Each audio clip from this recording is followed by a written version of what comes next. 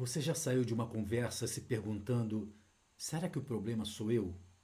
Será que eu não entendi direito?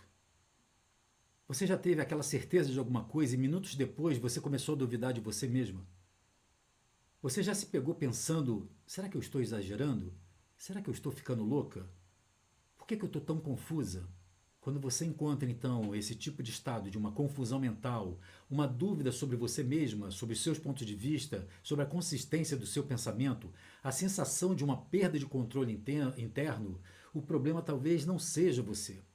Talvez você esteja sendo manipulada e você nem percebeu. O gaslighting não te destrói de uma vez. Ele te apaga aos poucos, lentamente. Você não enlouqueceu. Você foi confundida. Nós temos muitas explicações sobre esse fenômeno que, tecnicamente, nós chamamos de gaslighting. Gaslighting é um nome que vem de uma peça onde, na trama da peça, o protagonista vai fazendo com que a mulher dele vai sentindo que está ficando louca de tantas contradições, de tantas inversões, de tanta confusão que ele cria, que ela passa então a acreditar que de fato ela está ficando louca, que ela está ficando confusa. E daí então ficou o nome que nós chamamos então, e hoje muitas pessoas conhecem como gaslighting.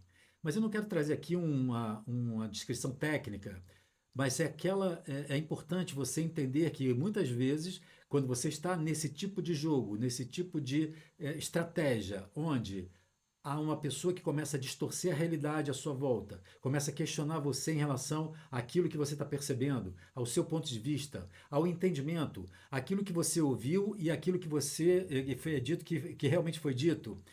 Quando começa então a ter esse tipo de confusão, de contradição, com esse tipo de estratégia que faz você começar a duvidar de você mesma, da sua sanidade, da sua memória, da sua inteligência, você então não está simplesmente numa situação de uma real confusão. Você pode estar sofrendo exatamente o efeito de uma técnica, de uma tática de manipulação que o narcisista usa, que nós chamamos de gaslighting. Gaslighting é exatamente esse tipo de confusão, dessa confusão de percepção, dessa distorção que faz você ficar cada vez mais confusa. Então, o gaslighting não é apenas uma mentira que ele conta, não é uma mentira. É que ele vai então repetidamente fazendo você acreditar, fazendo você desconfiar da sua capacidade, da sua clareza, do seu tirocínio, daquilo que você, da sua sanidade. É essa repetição, é uma construção de narrativa repetida que vai fazendo com que você comece a acreditar de fato, a estabelecer um ponto de dúvida sobre a sua própria clareza, sobre a sua própria função mental. O que é reforçado, então, é uma forma de construir por essa narrativa uma construção, continuamente uma construção de uma realidade que é falsa, uma realidade que é distorcida, uma realidade que faz você não considerar a realidade que você está percebendo para aquela realidade que é dita. Isso, então, faz com que haja esse processo de confusão e que é uma forma de domínio, é uma forma de controle, é uma forma de manipulação. Mas não é só uma manipulação do outro. Não é só uma tentativa do narcisista de manipular você. É a forma de tentar capturar um ponto interno seu, um ponto da autoconfiança, da credibilidade, da saúde mental, do valor, da dependência. O narcisista faz isso para poder não controlar só você, mas é pegar nesse ponto que faz com que ele seja muito mais efetivo no controle, no domínio, na manipulação da sua vida. O gaslight, então, ele não muda o fato. Ele muda a forma como você confia em você, como você olha para o fato, como você avalia a sua opinião. Então, ele não muda o fato, ele faz com você, de alguma forma, imaginar que aquilo é diferente. Ele, então, o narcisista, ele não quer te convencer, ele quer te confundir, ele quer te deixar com a impressão de que você está enlouquecendo. E isso parece então uma tática que perversa, muito manipulativa, mas na maioria das vezes o narcisista usa essa tática de uma forma tão natural que ele não pensa para fazer isso. Ele faz porque ele percebe que com isso ele aumenta a ascendência e o controle sobre você. Ele aumenta a sensação de ser melhor que você, de conhecer as coisas que você não conhece. E ele usa então algumas táticas para poder levar você a essa confusão. A forma como ele aplica a tática do gaslighting. A primeira tática que ele usa é o que a gente chama de negação da realidade. Ele começa a mostrar para você, fala assim, mas peraí, mas isso nunca aconteceu. você entendeu errado. Não foi nada disso que aconteceu. Eu estava lá. Não foi isso. Eu não disse isso. Ou seja, essa negação da realidade faz com que você, sistematicamente, faz com que você comece a duvidar se a sua percepção esteve correta, se você realmente entendeu, se você deixou de ouvir alguma coisa importante.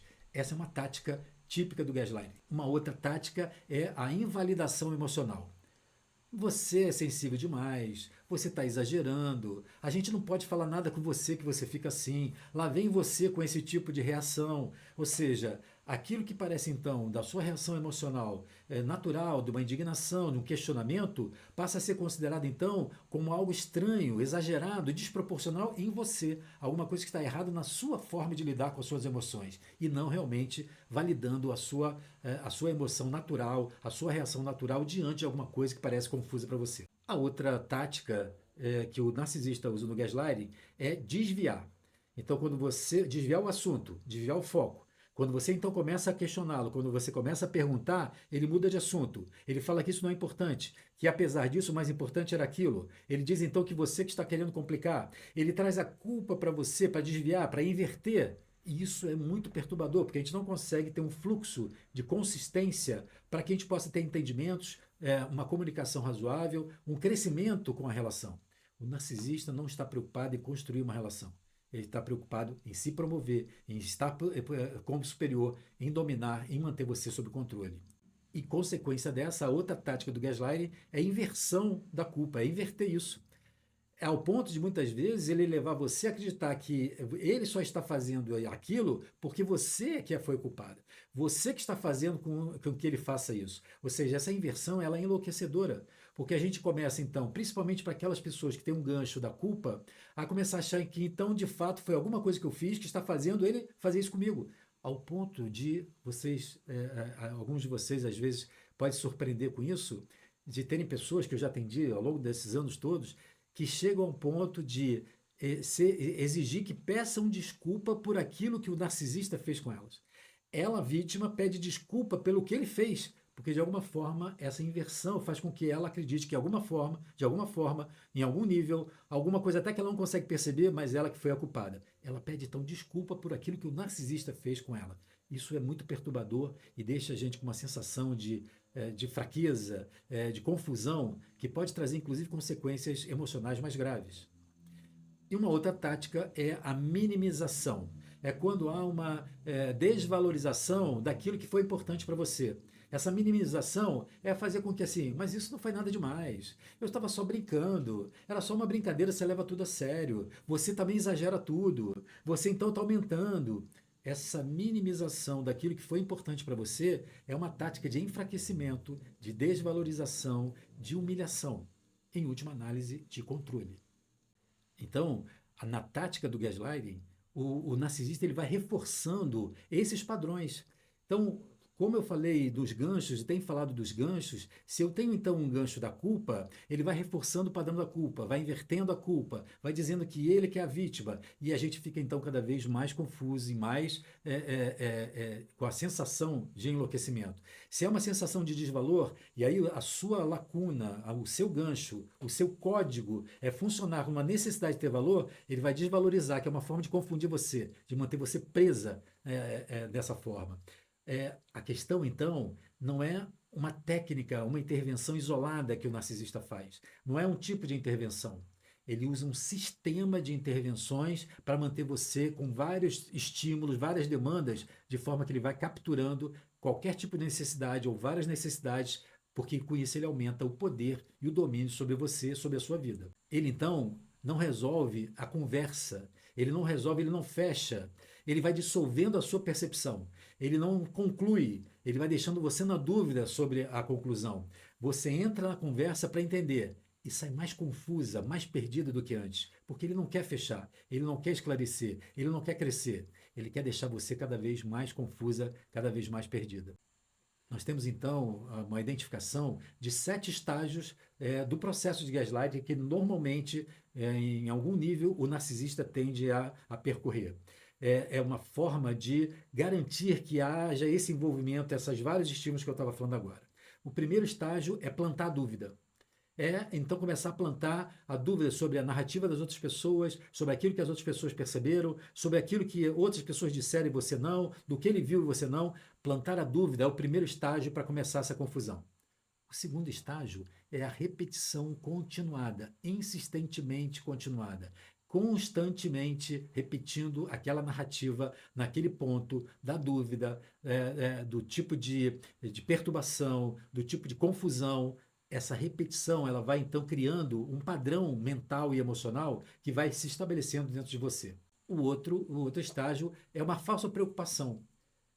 Olha, eu estou achando que você está estranha, eu estou achando que você está sensível demais, eu estou tentando te ajudar, mas você não está colaborando, eu faço isso por você, eu faço tudo isso por você, eu estou vendo que você está confusa, você precisa de ajuda, quer que eu te ajude a esclarecer? Eu posso te explicar o que que é, você se lembra do que é? Eu vou te lembrar.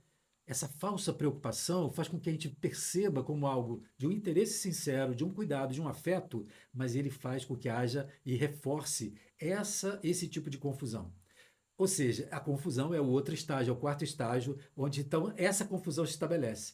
E aí, se você é a vítima, você começa a perder referências.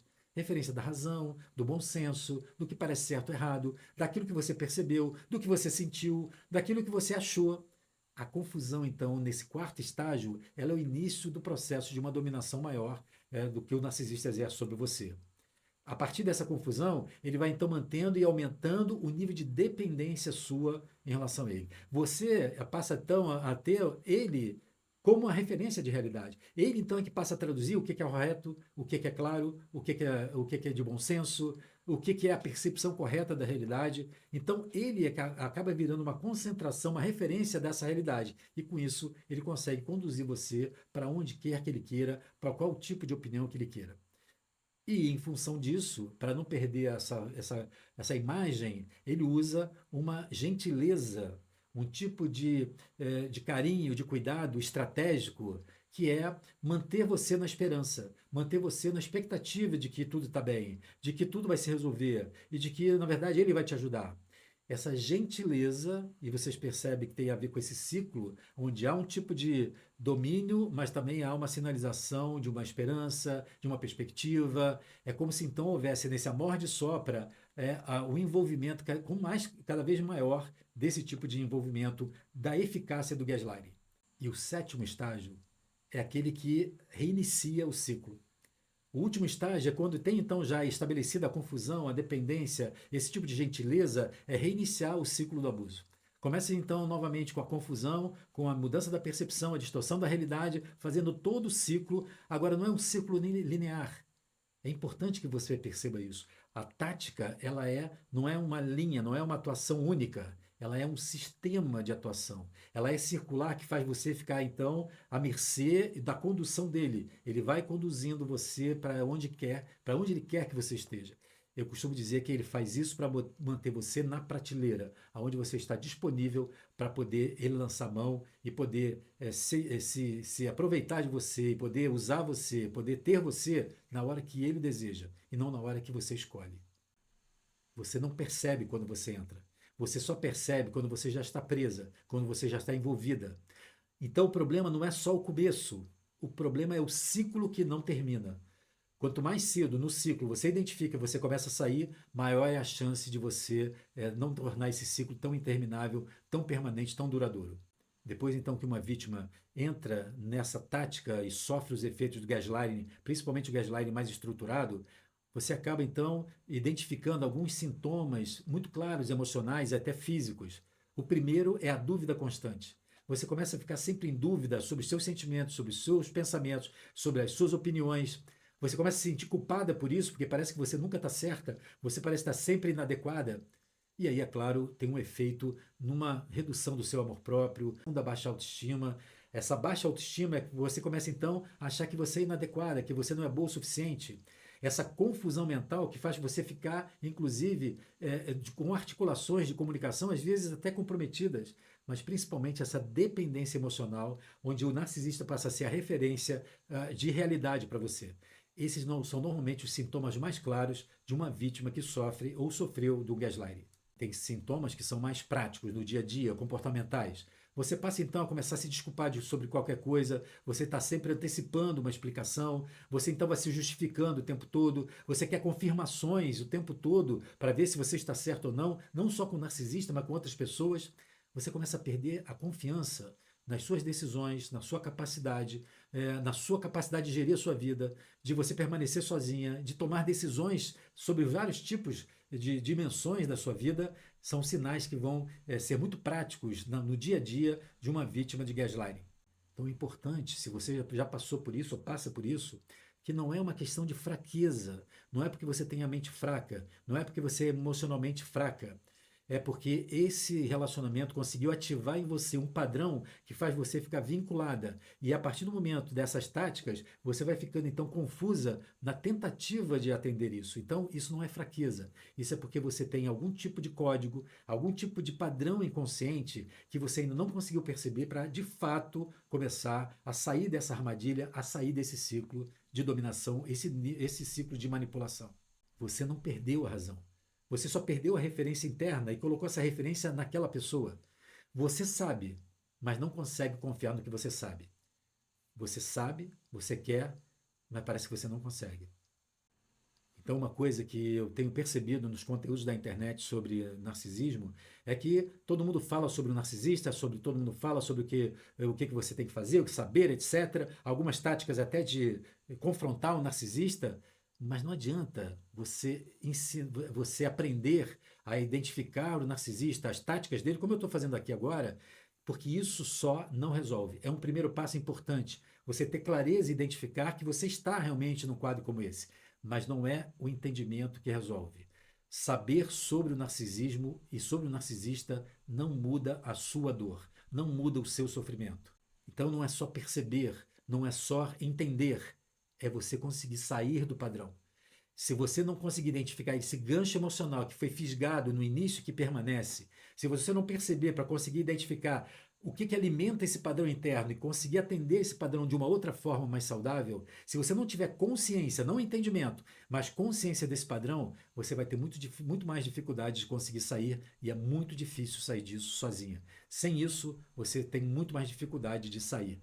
Não adianta só perceber ou entender, é preciso mudar esse padrão interno. As perguntas que envolvem são perguntas que têm a ver não com entendimento, mas perguntas de você que levem você a refletir por que você entrou nessa relação. O que fez você acreditar que aquela relação seria boa? O que fez você permanecer nessa relação? Por que então, de alguma forma, você volta para poder atender a isso? Por que você duvida de você? O que falta? É quando você centraliza em você, você resgata isso em você, é que você começa a resgatar essa referência, essa autorreferência, esse tipo de amor próprio. O problema, então, não é só o que ele faz, é o que isso ativa em você. Você não volta por amor. Você volta por um padrão que ainda está vivo dentro de você e que ele consegue identificar e ele consegue, muitas vezes, fisgar em você. O caminho, então, não é um caminho simples, não é um caminho superficial, não é um caminho que qualquer guru da internet vai ajudar você. O caminho exige esse reconhecimento, um olhar para dentro de você, para você reconhecer qual é esse padrão. Parar de tentar provar para você e para os outros que você está certa, porque isso faz parte do processo. É buscar essa clareza interna de qual é a necessidade que você via nessa relação, que você precisa atender, mas de uma forma mais saudável para você, para a sua vida. Então, o foco não está em entender o narcisista. O foco, então, não está em será que ele vai mudar? Será que ele vai perceber? Será que ele vai fazer? O foco tem que estar no que eu preciso mudar. Qual é a mudança de perspectiva disso que eu preciso fazer? O que é que eu preciso atender em mim que antes eu achava que era ele que ia atender, mas que eu preciso buscar uma outra forma mais saudável para atender uma necessidade de ser amada, de ser desejada, de ser cuidada, de ser considerada, de ter voz, de ser vista. Se esse vídeo fez sentido para você, escreve aqui para mim, eu não estou louca. Você não precisa vencer a discussão. Você precisa sair do ciclo. A libertação começa quando você volta a confiar em você, na sua percepção, na sua verdade, na sua realidade.